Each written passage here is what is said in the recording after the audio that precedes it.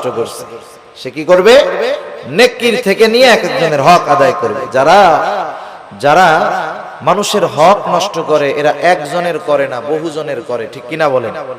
বহুজনের করে। একের পর এক অভিযোগকারী আসবে আর সে হক আদায় করতে থাকবে। এক সময় পাহাড় পরিমাণ নেক শেষ হয়ে যাবে, কিন্তু অভিযোগকারীর সিরিয়াল এখনো বড় লম্বা। আল্লাহ তাআলা বলবে তাদের হক আদায় করো। লোকটা বলবে আল্লাহ, মানুষের হক আদায় করতে করতে আমার সব নেকি শেষ হয়ে গেছে। এইবার অভিযোগকারীরা বলবে আল্লাহ, তার নেকি নাই, তাতে কি, আমাদের গুনাহগুলা নিয়ে আমাদের হক আদায় করে দিই।